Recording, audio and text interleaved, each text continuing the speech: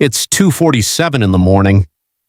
In a small, dimly lit apartment in rural Ohio, a young man sits at a second-hand desk that wobbles every time he leans forward. The carpet is stained. The ceiling has a watermark shaped like a question mark, which, looking back, felt like a sign. His name is etched on a cracked phone case sitting beside a cold cup of coffee. He is 22 years old. He has $47 in his bank account. He has no college degree. He drives a '98 Civic with a cracked windshield and a missing hubcap. His phone plan is prepaid. His winter coat is from Goodwill. And everyone in his life, every single person, had already written him off. This is his story. Ethan Cole grew up in Millfield, Ohio, a small industrial town where a steel mill once operated 24 hours a day, now runs on empty promises and nostalgia. His father, Gary Cole, worked in an auto parts warehouse until his back started to hurt. From then on, Gary spent most of his time with Jim Beam whiskey. His mother, Linda, worked double shifts as a waitress at Denny's on Route 40 and would come home smelling of maple syrup and exhaustion. Ethan was the oldest of three siblings. He wasn't funny. He wasn't good at sports. Teachers didn't remember him. He was just the quiet kid, the one who was invisible. He got average grades in school, not because he wasn't smart, but because no one ever told him he was smart. In 10th grade, his counselor, Mrs. Patterson, called him into her office and said with the tired gentleness of someone who had long since given up hope, "Ethan, maybe college isn't the path for you. Have you thought about a technical career? Something that's realistic?" She shook her head. She went home. She didn't sleep that night. When she was 17, her father passed away. No note, no goodbye. Just a lost duffel bag and an empty bottle of Jack Daniels lying on the kitchen counter. At 18, Ethan dropped out of community college after one semester because his financial aid had run out and he couldn't make up the $800 shortfall. $800. Apparently, that was what had separated him from his future. He got a job at a warehouse, Trident Logistics, loading goods from 4 a.m. to noon. The guys on the floor mockingly called him college boy. He would pack boxes, listen to podcasts on an earbud, and try to figure out what his life should be like.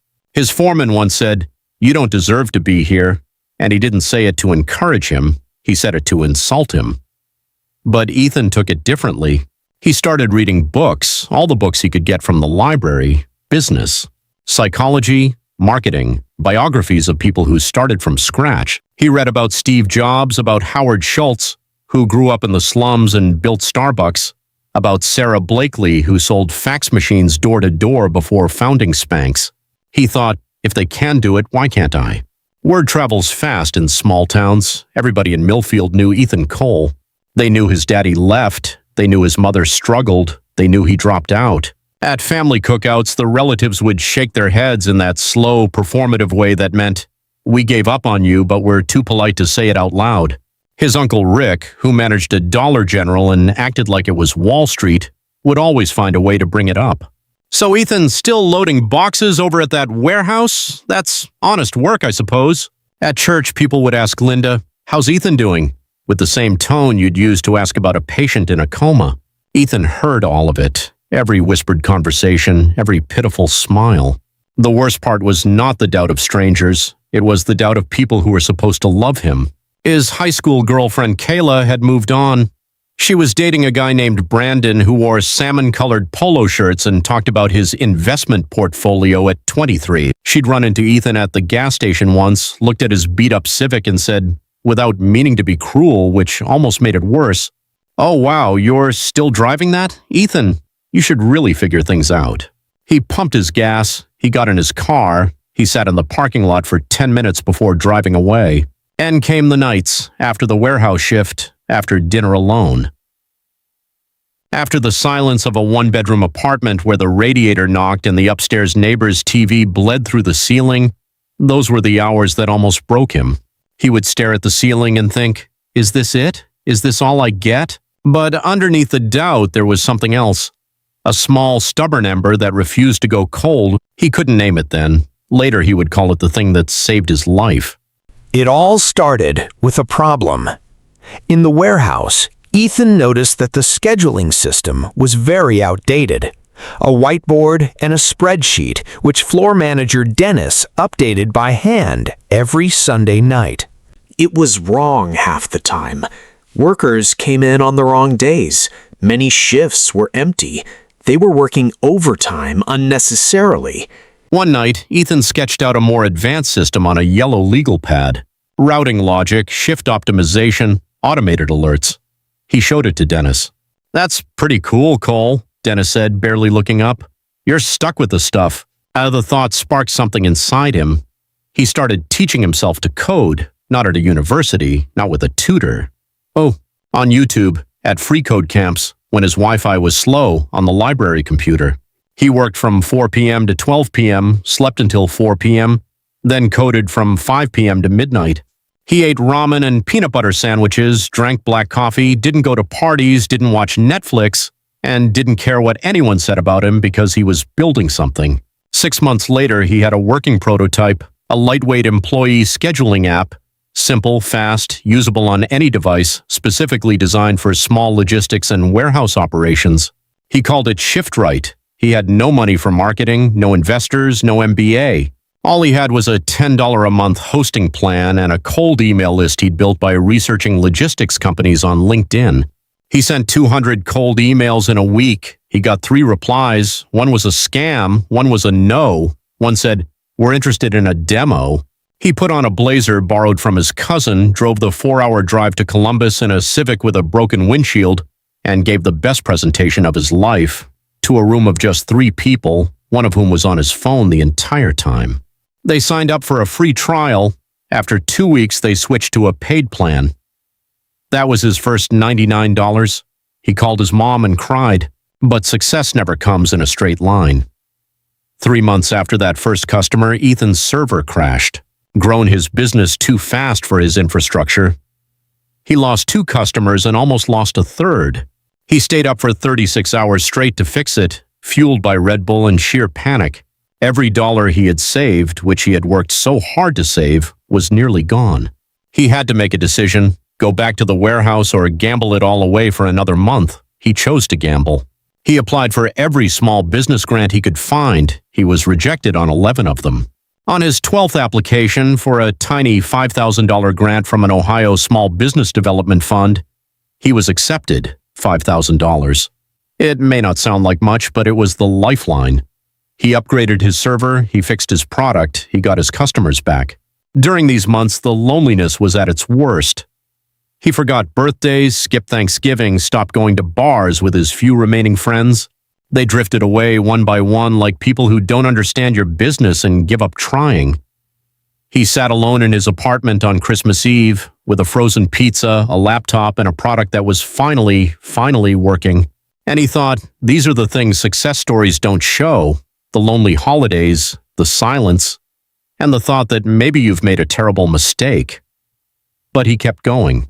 In her mid-20s, when ShiftRight was still small and unwieldy, Ethan's mother started doing what mothers do. She set him up on dates.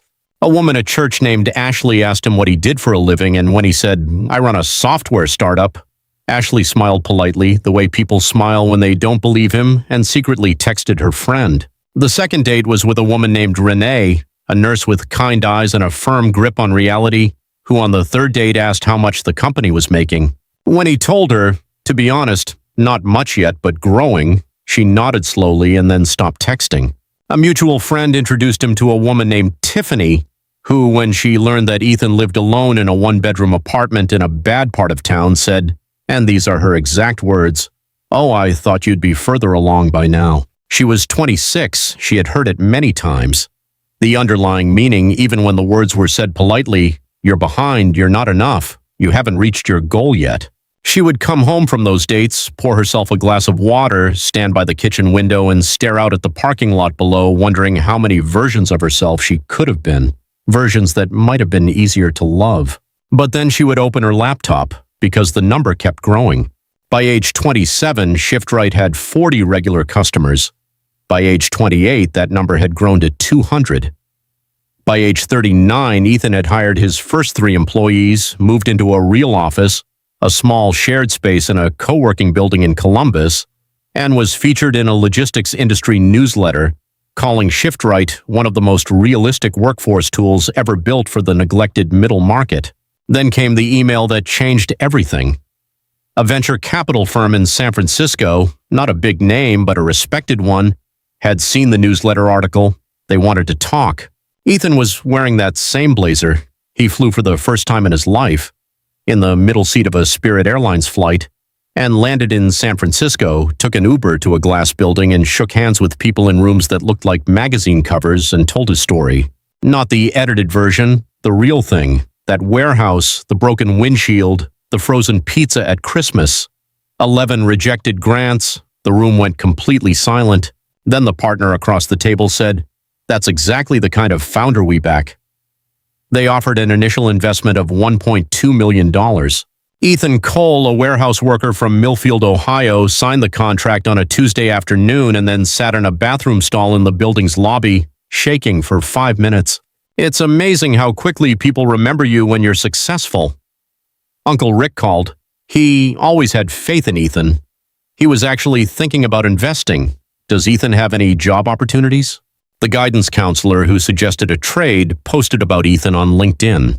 "I've been proud to know this young man since we were at Millfield High." Brandon, Kayla's ex-boyfriend, the salmon polo player, followed Ethan on Twitter, then on Instagram, then on LinkedIn. Kayla sent a text herself. It read, "Hey stranger, I hear you're doing great." That's it. A smiley face, years of distance, and a whole lot of hidden meaning wrapped up in a smiley face. He didn't answer. The guys at the warehouse, Matya, who called him college boy, started sending him requests on LinkedIn. The foreman who told him he didn't fit in here sent a message. "Hey man, remember me? I always knew you'd go far in life." Ethan accepted the requests. He didn't respond to any of the messages. He learned an important thing about forgiveness. It doesn't require pretending to deny the past. Her name was Mara. They had met at a small business roundtable in Columbus, where the coffee wasn't great, but the conversation was lively.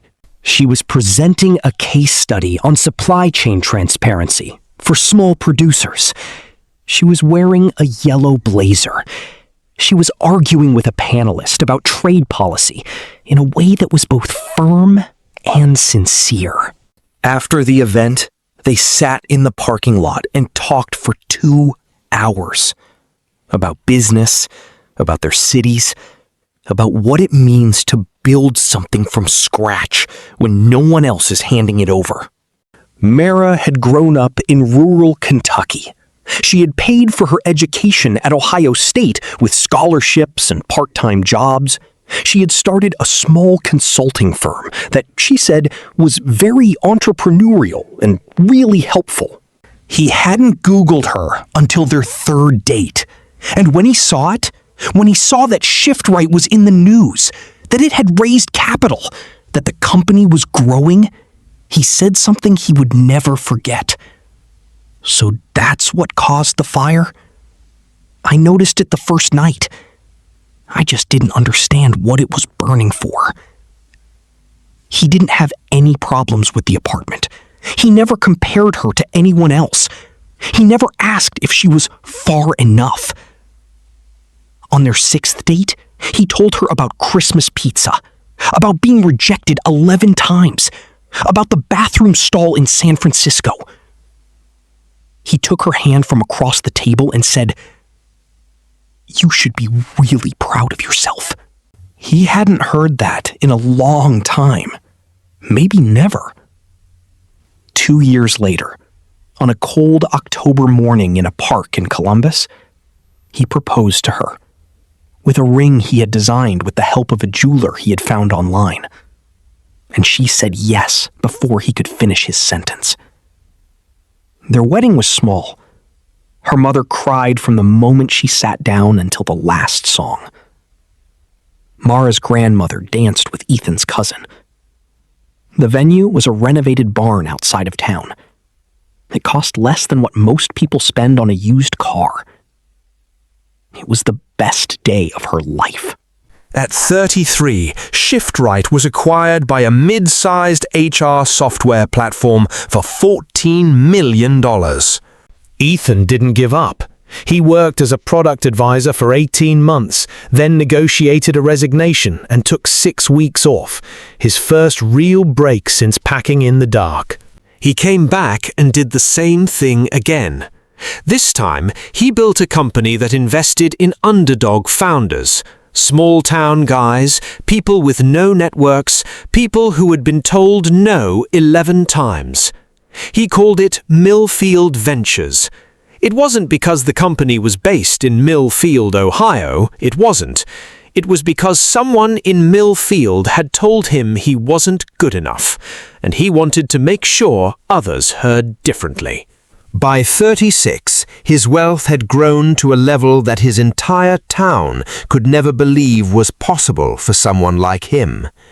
He bought his mother a house, not a palace, a nice, comfortable house in a neighborhood where he no longer had to work double shifts. Every Sunday morning his mother called him. They talked for an hour. He drove a nice car now. Not because the car was important to him, but because he remembered its broken windshield and lost hubcap, and he wanted to experience just once what it felt like not to worry about whether the car would make it to the next exit. One full morning, Ethan Cole was driving back to Millfield. He passed the Denny's restaurant where his mother had once worked a double shift.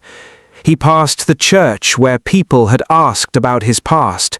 He passed the house where he had grown up, now occupied by someone else, with wind chimes on the porch and a garden in the front yard. He went to his old high school. He had been invited to speak to the junior and senior classes. The new principal had arranged it after reading a profile of him in Inc. magazine. He stood in the gymnasium, the same gymnasium where he had sat invisible, where he had never won anything, where no one had ever pointed a finger at him, that boy, that kid. He looked into 200 faces, and he said, "No one in this room is left behind. Some of you have heard from a teacher, a parent, a city, or a test score that you are not enough. I am here to tell you that was wrong. Not wrong. Wrong. Those who left you out were counting wrong. The only important question is not what they believe about you. The question is, at 2 a.m., alone, when no one is looking, will you still stand up for yourself?" The gymnasium was very quiet. Then a kid in the back row started clapping, and the whole room followed suit. That night, Ethan drove home. Mara had made dinner.